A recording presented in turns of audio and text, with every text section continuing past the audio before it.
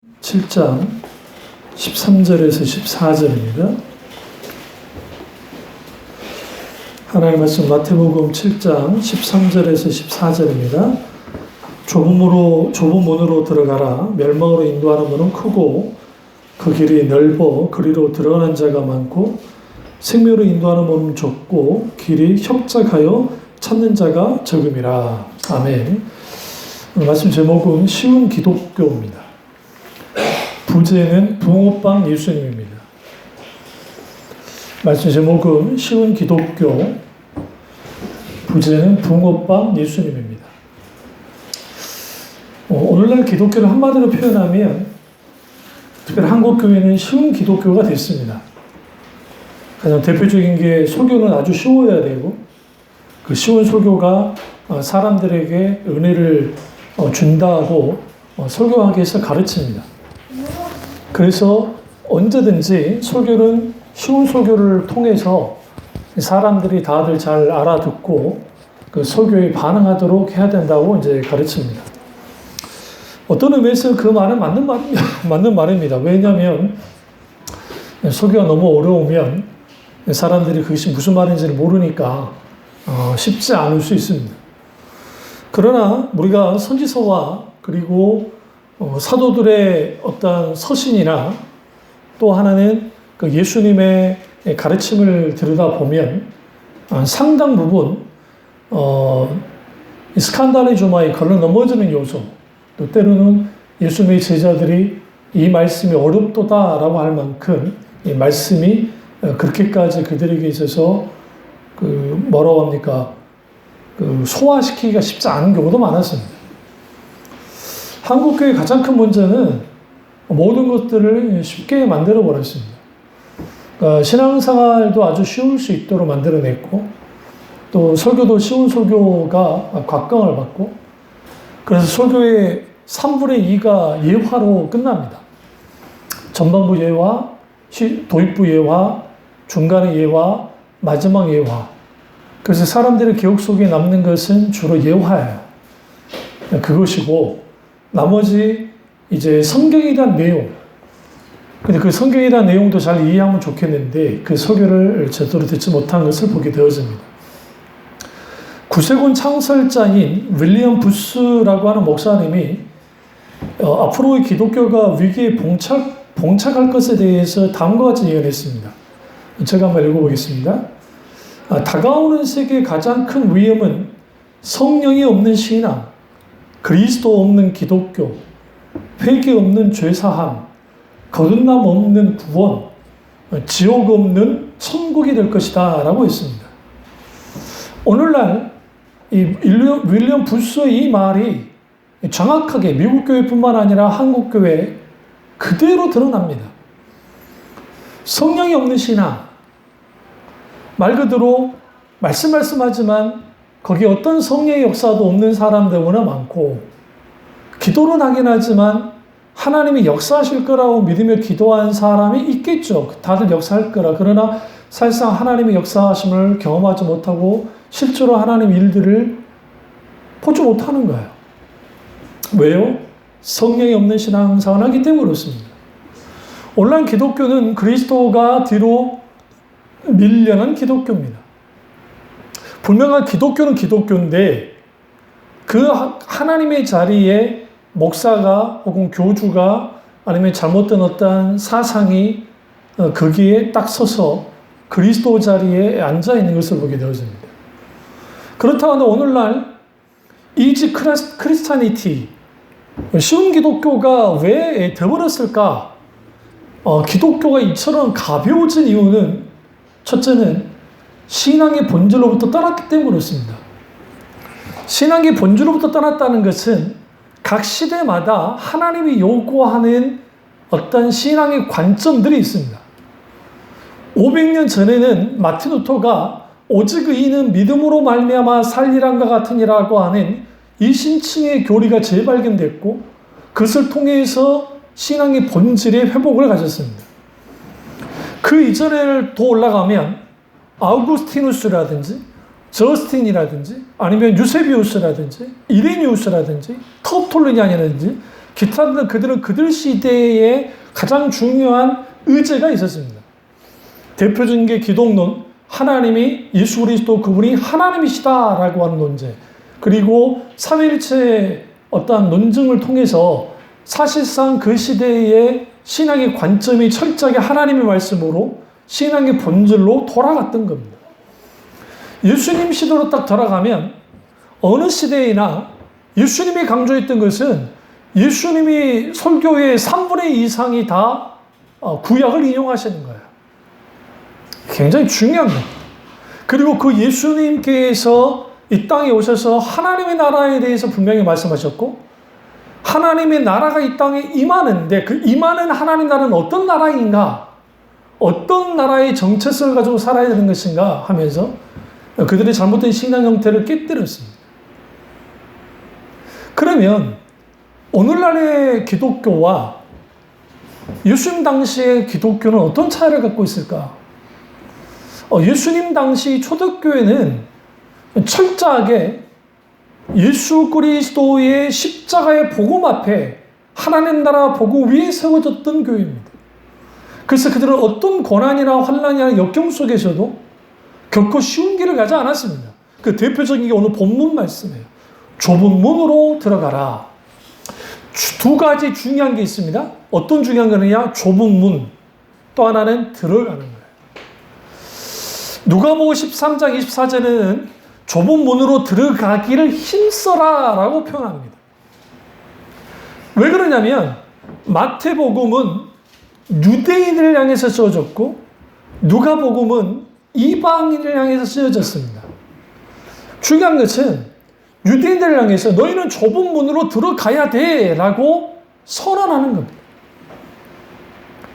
그러나 이방인을 향한 누가의 기록 속에는 야 이방인들아 너희가 좁은 문으로 들어가기를 힘써야 된다. 여기서 중요한 것은 좁은 문과 함께 들어가는 거예요. 혹은 들어가기를 힘써야 되는 겁니다. 여기에서 우리는 모든 것이 갈라져 나가요. 우리는 좁은 문으로 들어가고 싶습니까? 그렇지 않습니다. 우리 교회 이쪽 개척했을 때 그 지하교회 우리는 겸손하지 않으면 그 교회를 들어갈 수가 없었잖아요. 왜? 입구가 작아서 고개를 숙이고 들어가야 되니까. 그게 좁은 문이죠. 어떤 면에서. 우리는 좁은 문으로 들어가야 됩니다. 그러나 오늘날의 기독교는 그 좁은 문이 사라지고 넓은 문이 제시됐습니다. 예수 믿으면 복 받고 예수 믿으면 천국 간다. 더 놀라운 것은 그냥 내가 예수님을 믿기로 작정하고 내가 예수님을 믿었습니다 라고 선언만 하면, 내가 선포만 하면 구원 받았다는 거야. 한없는 구원의 가벼움이 있다는 거야. 내가 예수님을 믿고 구원 받았다고 하는 그 가치가 예수 그리스도께서 십자가에서 죽으셔서 하나님의 죽음을 통해서 우리가 속량되어지고 하나님의 죽음의 가치만큼의 구원의 가치가 있는데 그 가치가 별게 아닌 게 되어버린 거예요. 누구 말대로? 윌리엄 부스 목사님의 말대로 거듭남이 없는 구원을 갖다 보니까 한없이 구원도 가벼워진 거예요. 그러다 보니까 오늘날 한국 교인들이 너무나 많은 이단들에게 흔들리는 이유가 뭐냐? 이만희 같은 사람에게 흔들리고 박국수 같은 사람한테 흔들리고 권신찬이, 이완이, 김기동이, 이재록이, 정명석이, 기타 등등 이런 이단들에게 왜 이렇게 흔들릴까요? 왜 김기화라고 하는, 오늘날은 크게 하지도 않지만 소위 이적을 베푼다고 하는 그 소위 정말 자격 없는 그 이단에게 왜 흔들렸을까요? 목사들이 그 앞에서 머리를 디밀고 능력이 종이라고 모든 병을 고친다고. 왜 그랬을까요? 한국교회의 특징은 왜 한국교회가 이렇게 쉬운 기독교가 되어버리느냐? 한국교회는 감성주로 가서 그래요. 원래 한국교회 출발은 이거와 전혀 달라요. 그러니까 일제시대 전의 한국교회와 그러니까 해방 전의 한국교회와 해방 이후의 한국교회가 완전 달라요. 어느 정도로 다르냐면 해방 이전의 한국 교회는 이 주로 선교사님들이 이반 로버츠의 이 아일랜드 대부흥의 여파로 많은 선교사님들이 들어온 거야. 1907년 이전에. 그리고 그 이전으로 가면 D.L. 무디 성경학교 출신들, 그러니까 D.L. 무디의 성경학교 출신들, 하나님의 말씀을 사모하고 뜨거웠던 분들이 들어온 거예요. 그렇기 때문에 한국교회에 강조된 것은 사경회였어요. 그러니까 사경회는 하나님의 말씀을 깊이 나누고 그 속에서 하나님의 은혜가 함께하는 게 한국교회 전통이에요, 사실은. 근데 그 전통이 한국 전쟁 이후에 너무나 많은 사람들이 죽었잖아요. 집집마다 전쟁에 상처가 없는 사람이 없어. 집집마다 누군가는 전쟁 때문에 돌아가시거나 기타 등등 아니면 이산가족이 됐거나 아픔이 크단 말이에요. 그러니까 마음에 응어리가 있고 상처가 크니까 그때부터 교회가 하기 시작한 게 뭐냐면 그들의 상처를 어루만져줘야 되겠다. 그 자체는 잘못된 게 아니잖아요. 그래서 아주 감성적이고 그리고 사람들에게 위로 주는 설교가 가득 차기 시작했습니다. 그리고 희망에 대한 메시지, 이제 우리는 더 잘 살 수 있다고 하는 미국식 기독교가 그대로 이식된 거야. 다 말씀드리겠지만. 그리고 긍정적으로 우리는 좀 더 적극적이고 좀 더 우리는 행복하게 살고 좀 더 하자는 거죠. 그것을 번영주의라고 하는데 그 번영주의가 한국교회에 강타하기 시작했습니다. 한국인의 심성과 상처난 심성과 맞닿아졌고 거기에서 폭발적으로 숫자가 사람들이 늘어났고 나라는 나라대로 경제의 부흥을 일으키면서 폭발적인 숫자적인 수가 늘어나긴 했는데 그러면서 가면 갈수록 이루어진 게 뭐냐면 기독교가 가벼워지기 시작했어요. 쉬워지기 시작했단 말이에요. 물어봅시다. 여러분에게 있어서 예수님의 무게는 어느 정도 무게입니까? 웨슬리 목사님 이 말씀했어요. 당신들의 신앙의 무게는 당신들의 지갑의 무게다 그랬어요. 이 말은 왜 무서운 말이냐면 왜 웨슬리 목사님이 당신들의 신앙의 무게에는 왜 지갑의 무게라고 했냐면 정말 당신들이 하나님을 믿는다고 한다면 기꺼이 하나님 앞에 지갑을 열어 성금을 드릴 거라는 거예요. 그러면 웨슬리 목사님이 돈을 밝히는 분이었냐? 그렇지 않아요. 웨슬리 목사님 돌아가셨을 때 제가 말씀드렸죠. 우리 돈으로 1,000원도 안 가지고 돌아가셨어요. 웨슬리 목사님을 공격했던 사람들이 아마 돈을 어디다가 꿈쳐뒀을 거야. 정말 이거 문제 있는 목사일 거야. 왜? 헌금감 좀 많이 하셨거든요. 왜? 그걸로 선교해야 되겠으니까. 그걸로 전도해야 되겠으니까. 그걸로 가난한 사람도 도와줘야 되겠으니까. 영국 사회에 너무나도 피폐하고 사는 사람들, 고아과부들, 그리고 광산지대에 헐벗고 굶주리는 사람들 어떻게 할 거예요? 그러니까 그들을 향해서 할 수밖에 없었고. 그래서 이런 말까지 남겼어요. 당신들의 지갑이 거듭나지 않으면 당신들은 진짜 그리스도인이 아니라는 거예요. 헌금 강조하려고 그 말씀 드리는 게 아니에요. 저도 그렇고 목사님도 그렇고 웨슬리 목사님도 그렇고. 그리스도의 가치가 어느 정도입니까? 여주모 목사님이 자주 섞인 말을 하신 것 중에 하나가 오늘날은 너무나 많은 교인들이 하나님 앞에 선교와 기타 등등 헌금을 드리라 할 때에 자기 자식들의 영어 학원 등록비 뭐 그런 것에 대해서는 아낌없이 지갑을 열지만 하나님께 대하여는 그렇게 인색하지 않을 수 없다라고 자주 섞인 말을 한 적이 있어요. 그러면서 자기들은 하나님을 잘 믿는다고, 잘 섬긴다고. 여목사님이 헌금 감사하려고 그 말씀 드리는 게 아니에요. 실제로. 좀 권사님 계시지만 이전 세대가 그나마 좀 기복주의적이긴 했지만 그래도 기꺼이 교회마다 자기 재산을 들으면서까지 교회를 세웠던 경우는 많아요. 그 헌신 지수가 엄청 높았어요. 물론 거기에는 이면은 복 받으려고 하는 그런 잘못된 것도 있긴 있었지만. 그럼 오늘날 왜 이렇게까지 기독교가 한국 기독교 가벼워졌느냐? 신앙의 본질에서 벗어났으니까. 신앙의 본질이 뭔데요? 인격자신 하나님과의 관계, 신앙의 본질은 여러 가지로 말할 수 있는데 하나님을 알고 사랑하는 것은 아주 기본적인 것이고 그 진리의 말씀이신 하나님, 인격체이신 하나님이 내 삶의 진정한 주권자이자 주님이라는 신앙이 확고하게 세워지지 않으면 모든 것은 신앙의 본질에서 떠나 있는 거예요. 절박감을 가지고 하나님께 나와야 돼요. 그래서 예수님이 부자 청년에게 너에게 오히려 부족한 것이 있다면서 좁은 길로 가라고 그러잖아요. 좁은 문으로 들어가라잖아요. 너 재산 팔고 하나님께 나와. 나 따르면 돼. 근데 그 재산 파는 게 쉽습니까? 쉽지 않다니까요. 쉬운 일이 아니에요. 그래서 재밌는 게 하나님께서 모세 시대처럼 하나님이 역사할 줄 믿습니까? 사람들이 아멘 잘해요. 당장 내 현실의 문제 가지고 하나님 앞에 이렇게 하실 겁니까? 아멘 안 해요.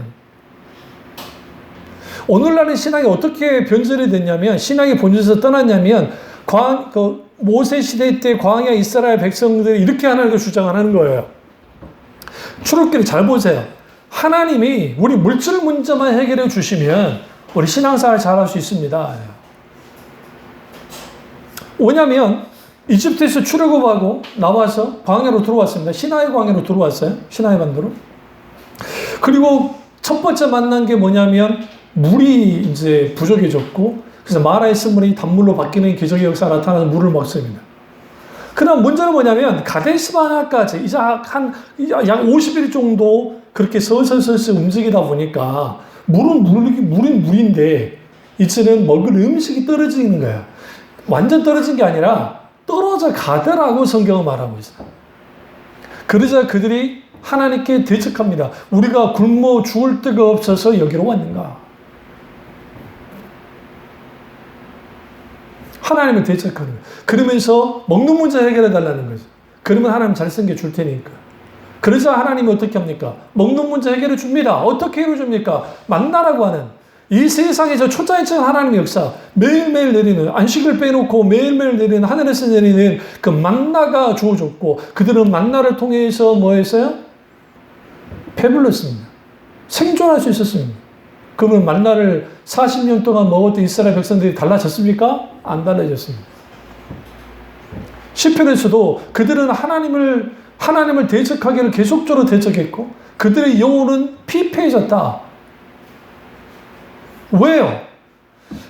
하나님을 알고 사랑하는 신앙의 본질보다도, 인격지신 하나님을 주권자로 여기면서 살아가는 그런 신앙보다도 나를 위한 하나님으로서, 내 뒷받침해 주는 하나님 정도로서의 하나님을 믿다 보니까, 하나님이 내게 뒷받침해 줄 때는 아멘 할지 모르지만, 하나님이 내게 뭔가 해주지 않으면 그들은 곧장 돌아서서 하나님을 대적했어요. 그게 가볍게 되는 거예요. 한없이. 광야 이스라엘 백성들에게 있어서 하나님의 무게는, 하나님의 가치는 자기들이 먹는 음식보다도 못했어요. 여러분과 저는 어떠합니까? 우리가 믿고 있는 하나님은 내 자식을 드리고도 남을 만큼의 가치가 있는 분입니까? 아브라함의 믿음의 위대함은 뭐냐면 자기 자식 아들보다도, 이삭이라는 그 아들보다도 하나님의 가치를, 하나님 그분을 더 사랑했다고요. 그게 성경에서 말하는 신앙의 무거움이에요.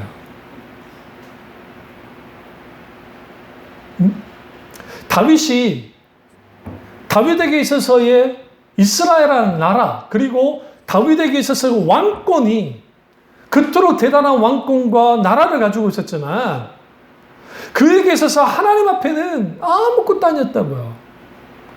이상할 정도로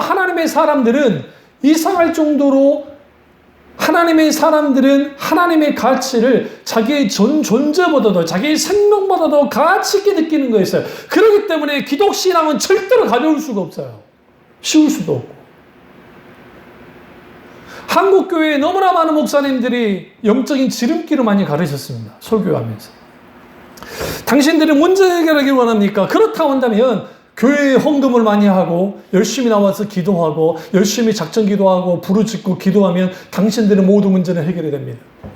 그런데 해가지고 어떻게 잘 맞아서 해결이 되면 괜찮은데 안 되어서 또 오면 따질 거 아닙니까? 목사님 했더니 안 됩니까? 안 됩니다. 이렇게 말하죠. 당신의 정성이 부족하고 그렇게 기도해서 되겠냐고 더 부르시더라고. 믿음이 잘못됐으니까 그러는 거라. 그래서 지름길을 선택하게 합니다. 성경에는 지름길이 없어요. 구약이든 신약이든. 아모스 선지자를 통해서 너는 하나님의 공의를 어떻게 해라? 대로로 만들어야죠. 하나님의 공의가 대로, 우리가 뚫려진 길, 고속도로처럼 곧은 길로 가라라고 말합니다. 신앙은 철저하게 하나님의 길만을 가는 거예요. 그게 신앙의 본질이에요.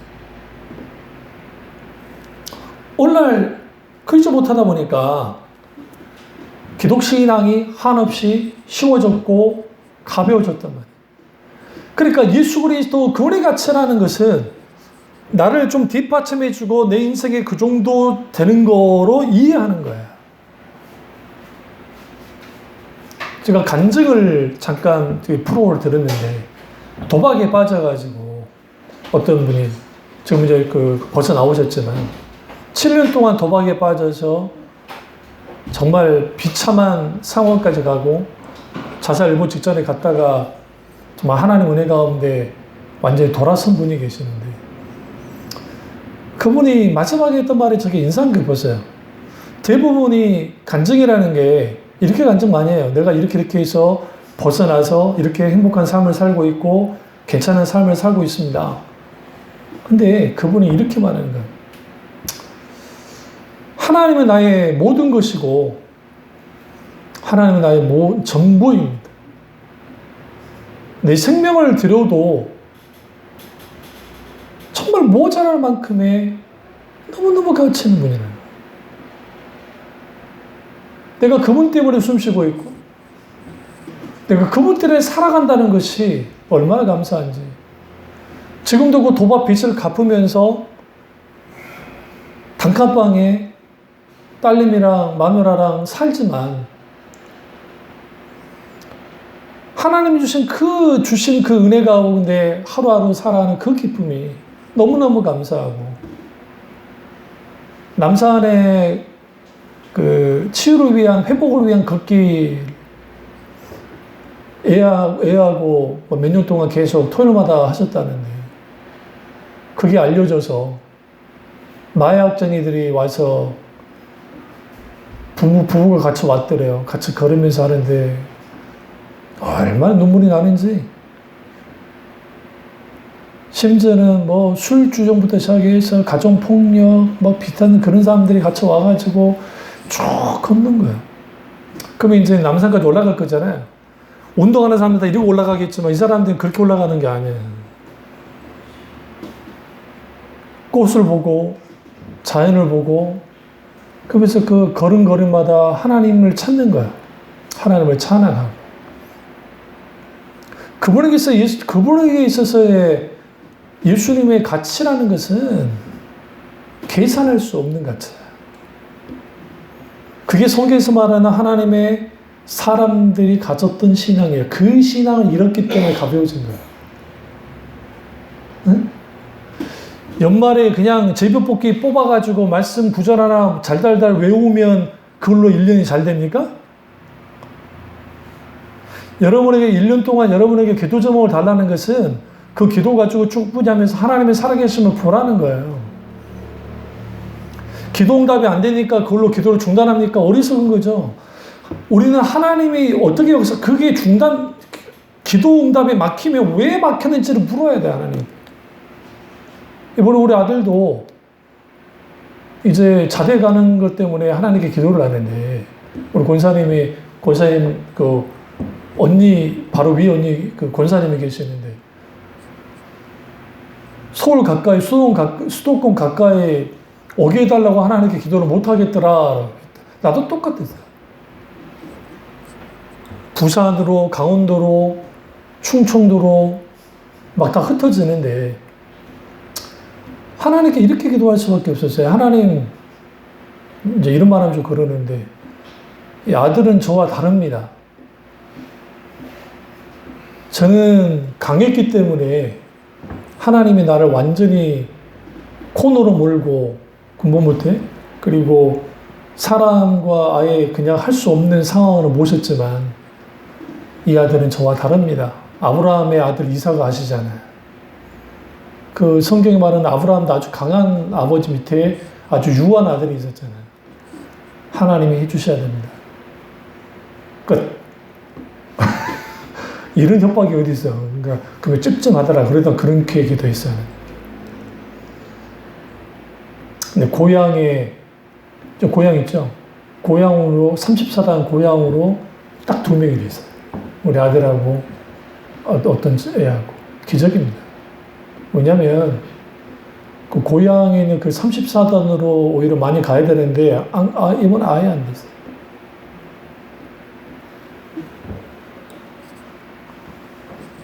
그때 딱 떠오른 게 뭐였냐면 이 녀석이 군대 가기 전에 일주일 동안 하나님께 부르짖었거든요.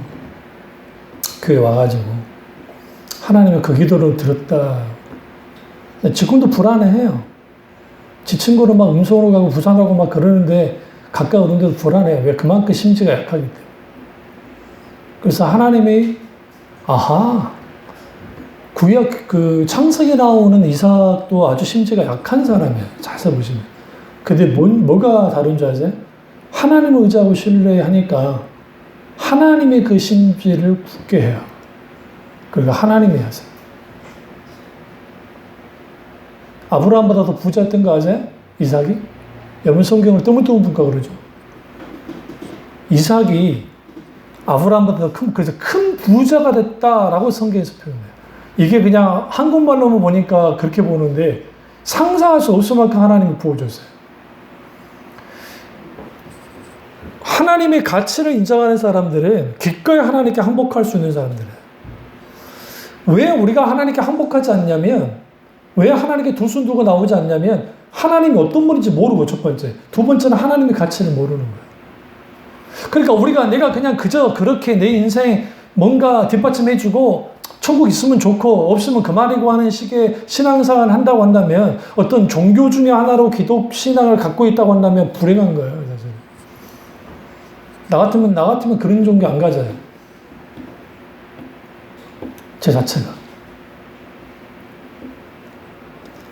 쉬운 기독교 왜 이렇게 돼버렸을까? 신앙의 본질에서 떠났기 때문에. 그럼 그 신앙의 본질로부터 떠난 이유가 뭘까? 당연해요. 예수 그리스도의 십자가 복음으로부터 떨어져 나가고, 진리의 말씀이 있는 그들의 말씀들이 그대로 강단에 선포돼야 되는데 그런 것들이 사라지니까 당연히 기독교는 쉬워질 수밖에 없어요. 두 번째로 쉬운 기독교가 생긴 이유는 믿음 만능주의에 빠졌기 때문에 그렇습니다. 믿으면 못할 게 없다는 겁니다. 이거는 성경에서 말하는 믿음이 아니고 그냥 신념 체계일 뿐입니다. 왜 그러냐면 믿음은 들음에서 나면 들음은 그리스도의 말씀으로 말미암느니라 라고 하는 로마서 10장에 있는 그 말씀처럼 믿음은 결국은 뭐에 대한 반응이냐면 하나님의 말씀에 대한 반응으로서 생겨요. 그러면 어떤 걸 놓고 기도할 때의 그 확신은 어떻게 주어지냐면, 내가 아들을 놓고 기도를 했는데요. 이제 부대 가는 건데 두 가지를 가지고 있는 거예요. 저도 연약한 거지. 하나님이 하신다고 하는 확신과 동시에 불안함도 있는 거예요. 왜냐하면 가운데로 빠져버리면 이 녀석이 좌절할 텐데, 그럼 어떻게 할 수 있을까? 물론 또 그것도 하나님 주시는 은혜 가운데 할 수는 있겠지만, 여담으로 우리 그 조카 녀석이 군대 갔다 온 지 6개월 지났는데, 6, 7개월 지났는데 다시 군대 잡혀가는 꿈을 꾸고 대선 통곡하다가 잠에서 깬 거예요. 끄이끄이 울었대. 집에 가가지고. 그걸 자기 아버지한테 했나 봐요. 저 형한테. 그러니까 제 아빠 말이 더 충격이었어. 야, 이 새끼야. 나는 40살까지 꿨어. 그런 꿈을. 제가 35살까지 꿨거든요. 군대 잡혀가는. 나는 5년이 좀 덜한 거야. 35살까지. 그 서로 울지는 않았어요. 꿈에서. 막 성질 나가지고 따지고 그랬지. 나는 성격이 뭐 그렇게 그러진 않으니까. 뭔지 아시겠죠? 그 눌림이라는 게. 그 눌림. 근데 그 눌림 속에서 우리가 뭐 할 수 있을까? 그래서 할 수 있는 게 뭐냐면 순간순간 기도하는 거야. 하나님께. 하나님이 해주실게. 그리고 실제로 하나님이 하시고. 과거에는 군인들 할 때는 이게 힘이 작용을 했어요. 우리 때도 힘이 작용했고. 꽂아주는 거. 지금은 컴퓨터로 돌려요. 조작이 불가능해요.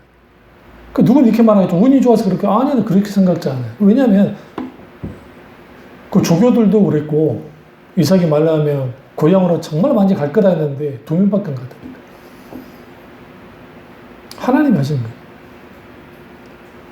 우리는 여기에서 믿음 만능주의와 하나님이 하신 역사에 대한 시각이 어떻게 다르냐면, 믿음 만능주의는 내가 확신하고 내가 뭔가 된다고 믿으면 다 된다고 생각하는 거예요. 이거는 자기 신념과 자기 확신이지 하나님이 주신 게 아니에요. 성경에 보세요. 성경에 여호사밧과 히스기야도 그렇고 아주 정말 아시리아에서 멸망 직전까지 갔을 때, 이방 민족이 침입 왔을 때에 하나님이 구해주신다고 하는 확신이 히스기야에게 나타난 게 아니라 선지자 이사야를 통해서 혹은 내적인 감동을 통해서 하나님 말씀을 통해 주어지는 네가 이 길이라. 모든 확신은 하나님께로부터 와요. 믿음의 확신이라는 게. 하나님이 이 부분에서 하나님이 하시겠다고 하는 확신들이 갑자기 주어질 때 있어요. 그러니까 예전에 우리 쌍둥이네 아이들을 하나님이 주신다고 할 때에 계속적으로 실패하는 과정 속에서 안 된다 할 때에 하나님이 이상할 정도는 되게 평안을 주셨고 하나님이 하신다고 하셨고 심지어는 아들, 딸이라는 것까지도 계속 비췄는데도 불구하고 전혀 역사 나타나지 않았지만 그 부분에서 내가 지금 나는 그렇게 될 줄 믿습니다도 아니고 나는 어떤 가치 속에서도 아닌 것 같은데 하나님이 그렇게 하셨고 신주간사 어머니 이제는 거의 끝났다고 한다고 했을 때에 그러니까 그 기도 속에서 하나님 앞에 기도를 하는데 이상할 정도로 하나님은 내게 뭐라고 그래요? 평안을 주시는 거예요. 하나님 하시겠다고. 결국은 하나님 하시잖아요. 하나님께로부터 오는 것과 내가 주님 주실 줄 믿습니다. 하나님 될 줄 믿습니다. 하나님 내 아들이 내 딸이 서울대 붙여서 믿습니다. 하나님 어떤 사업 될 줄 믿습니다. 하나님 해주십시오. 하나님 역사해 주십시오. 내가 믿을 때까지 기도한다고 해서 하나님 해주는 게 아니라고요. 그런 식의 기독교가 돼버렸어 오늘날. 그게 샤머니즘과 기복주의와 뭐가 달라요?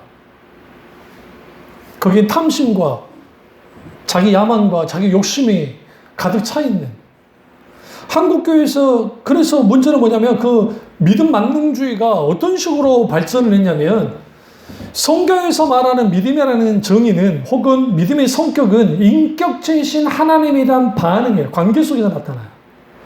인간에게는 믿음이 출발되지 않아요. 믿음은 하나님의 선물이에요. 하나님이 주셔야만 돼요. 근데 그냥 주는 건 아니에요. 물론 감리교 분들 말대로 내가 믿으면 내가 안 믿으면 안 믿은 거 되지 않은가? 그것까지 하시는 게 이걸 선저 은총이라고 그러는데 불강력적인 내가 저항할 수 없는 하나님의 은혜가 은총이 부어질 때에 믿음이 생겨요.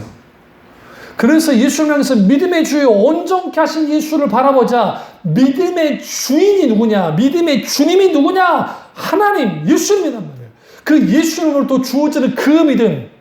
그래서 예수님이 뭐라고 했어요? 불에도 넘어지고 물에도 넘어지는 그 아버지가 왔을 때에 그 아버지 하는 말이 어떻게 할 수 있겠습니까? 할 수 있는 무슨 말이냐? 믿는 자에게 믿지 못함이 없느니라. 내게 믿음을 주소서. 내가 믿음 없으니까 내게 믿음을 주십시오. 구해야 돼요. 믿음 없는 자들. 하나님의 믿음을 주옵소서. 놀라운 것은 믿음을 가지라라는 표현 속에 한글 성경이나 믿음을 가져라 되어 있는데 히브리 헬라어 원전이나 영어 성경에는 하나님의 믿음을 소유하라라고 되어 있어요. 하나님의 믿음을 소유하는 거야. 내 믿음이 아니라 내가 될 줄을 믿어지니까 되는 게 아니에요. 내가 기도로 밀어붙인다고 되는 게 아니라고요. 하나님 그분이 하셔야 돼. 에드 토저 목사님이 오늘날의 교회가 무력하게 된 까닭에 대해 이렇게 말합니다. 성령을 체험하지 못한 사람이 성령에 관해서 설교하기 때문이고, 회개하지 않는 목회자들이 단순히 믿음만을 강조하고 기독교를 기복신앙으로 조장하고 있기 때문이다 라고 했어요. 오늘날 적지 않은 교회들이 우린 믿음으로 다 됩니다. 그래서 우리는 그 믿음을 가지고 사업에 묵혔던 문제를 풀고, 믿음을 가지고 병 고침을 받고, 믿음 가지고 뭐 합시다. 그 자체는 나쁜 게 아닌데, 문제는 뭐냐면 그 믿음이 뭐냐는 거예요, 도대체. 그래서 만들어낸 게 소위 기적 매뉴얼이에요. 이렇게 가자합니다.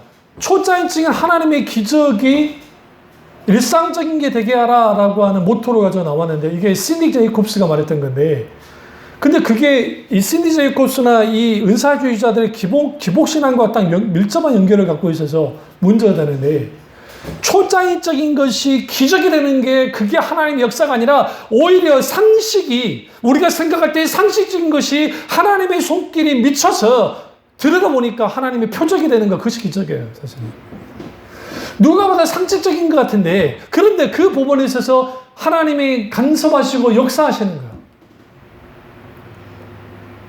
그게 하나님이 하셨다는 걸 알아요. 하나님의 사람들. 왜 하나님이 눈에 안 보이는 줄 아세요? 내 삶 속에서, 내 주위에서 역사하는 하나님은 분명히 계시는데 그걸 못 보는 거예요. 왜? 영적인 눈이 가려워져서. 그래서 우리는 사람들이 간증에 매료되는 이유는 뭐냐면, 어떤 간증을 들으면 이 간증, 저런 간증, 간증하다 보면 이 사람이 이렇게 멋지게 신앙하잖아요. 나도 멋지게 하면 좋겠다고 하지만, 거기에는 뻥튀기도 많고, 점검돼야 돼요.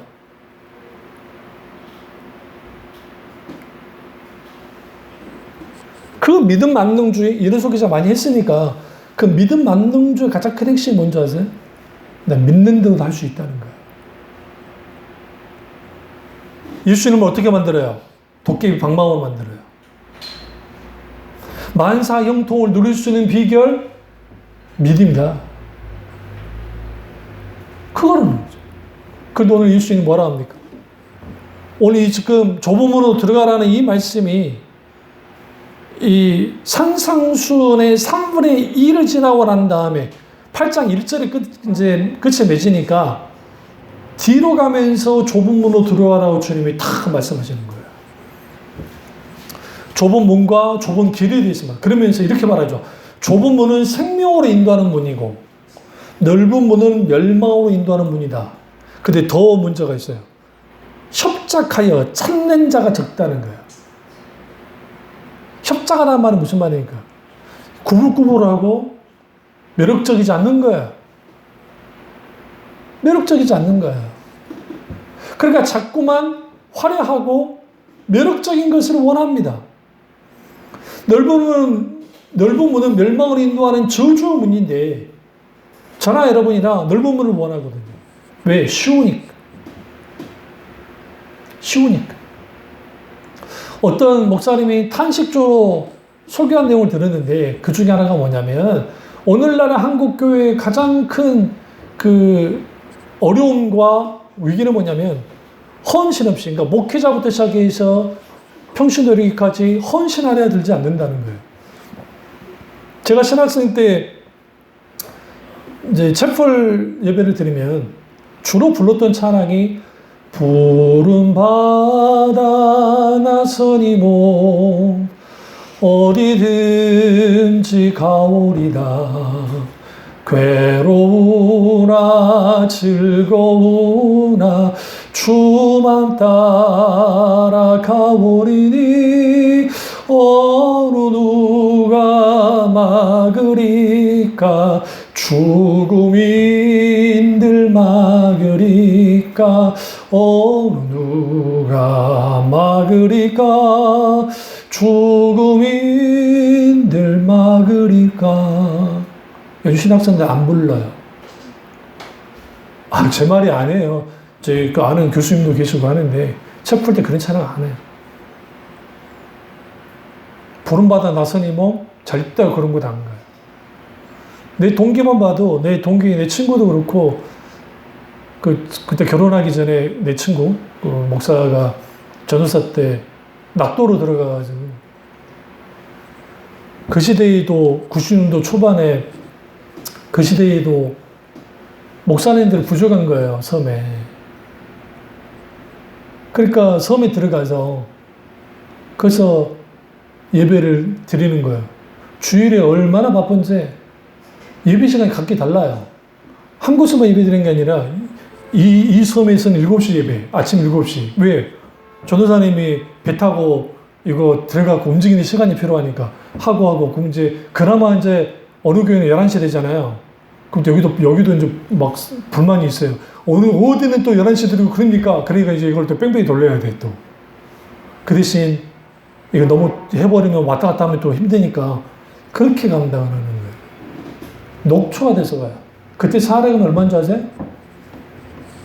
20만 원. 아니, 물론, 교우분들이 가시면, 전도사님 무도 주고, 전도사님 무도 주고, 그걸 가져와갖고 총각 전도사가 어떻게 해먹겠어, 그런 걸. 그나마 뭐 고구마는 뭐 그런 거는 쪄먹게라도 하지. 그것도 마다할 수 없으니까 받아와서 하고, 그럼 이제 조금 큰 섬에 이제 그 본 교회 이제 섬에 있으면서 그 장로님이랑 이제 배로 같이 또 왔다 갔다 하는 거예요. 하면서 아마 지금 못하고 있을 거예요. 그 상황 생각해 보세요. 쉽지 않아요. 헌신이 왜 사라졌을까요? 안 거예요. 뭘 알았냐면 한없이 가벼운 기독교 속에서 물질적인 풍요를 갈망했는데 어느덧 우리나라가 너무 잘 사는 나라가 돼버린 거예요. 정말로.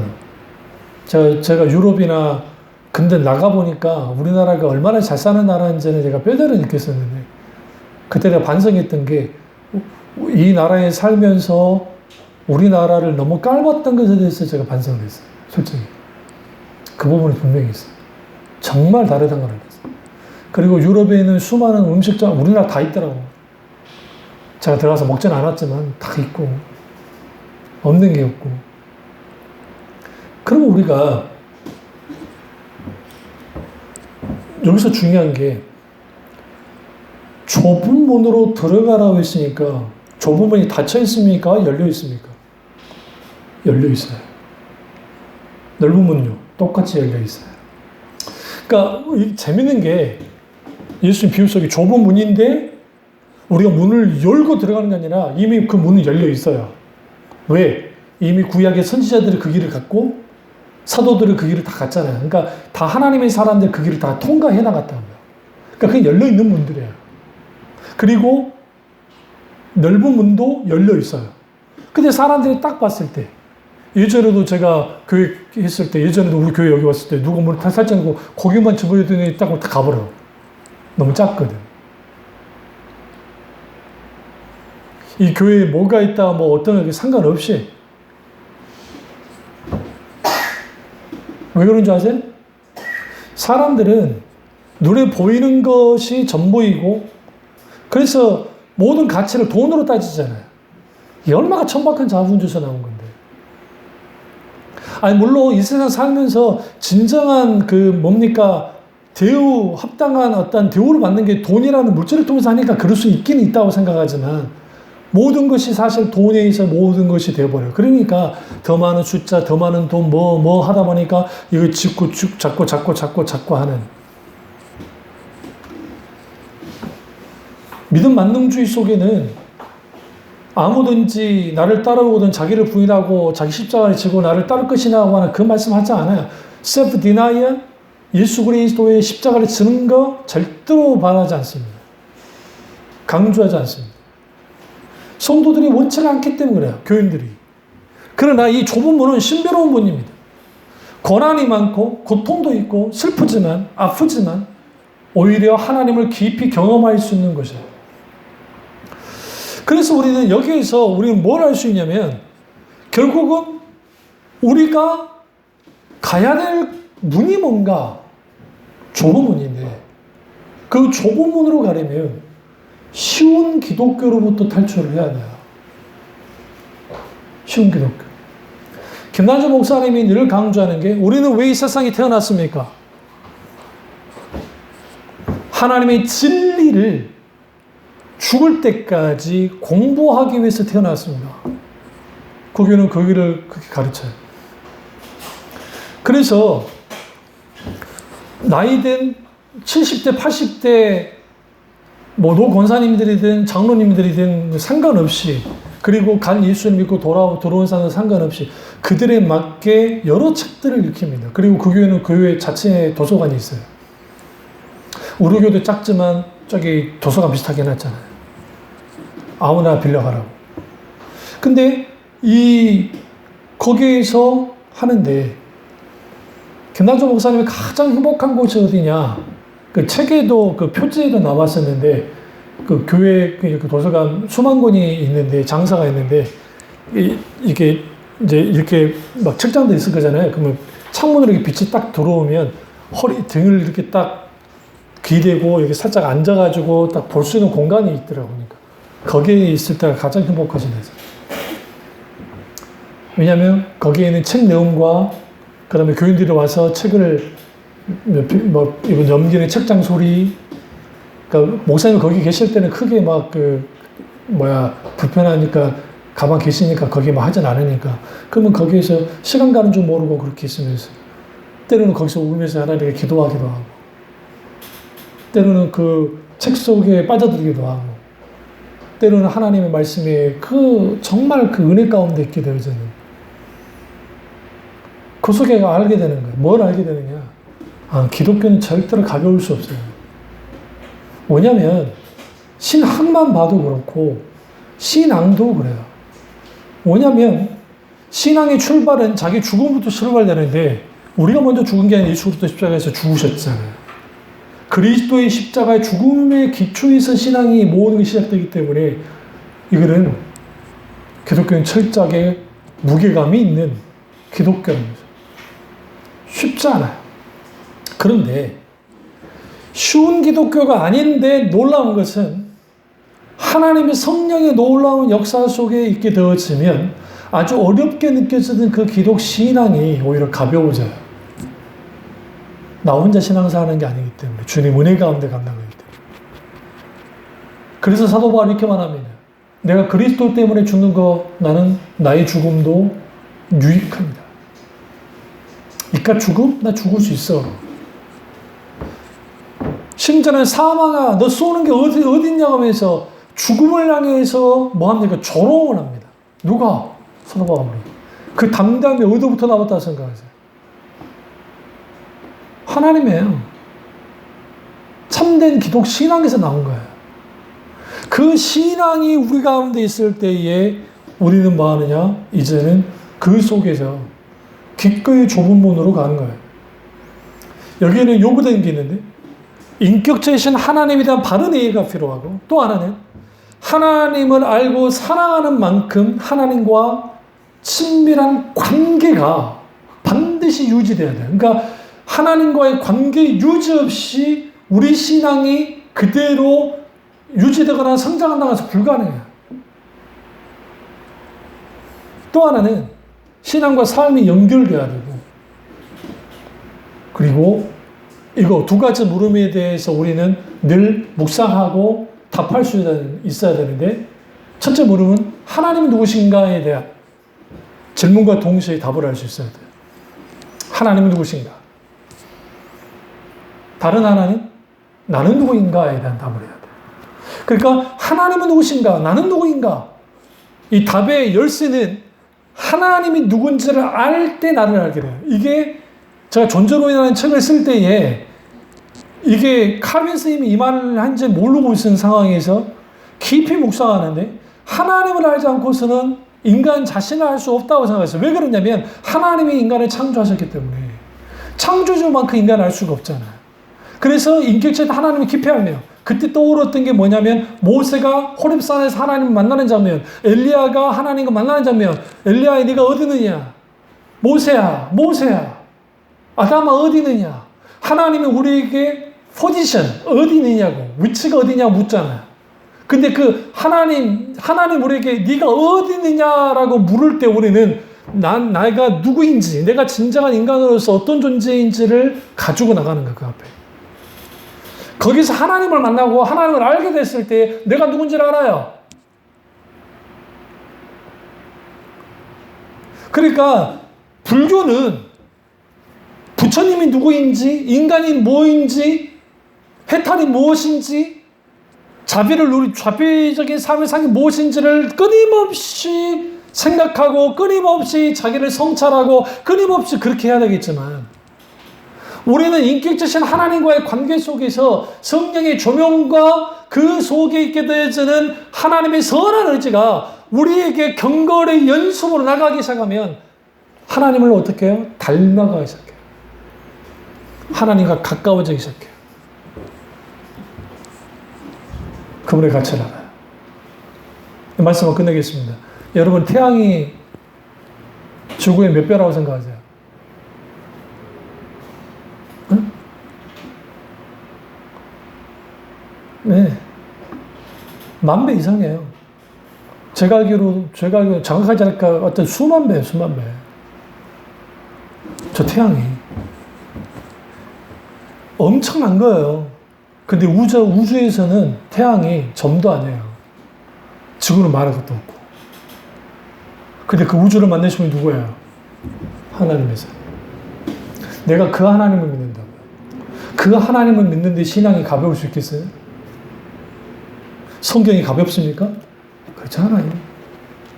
제가 하나 부끄러웠던 게 송태근 목사님이, 저희 삼국교회 송태근 목사님이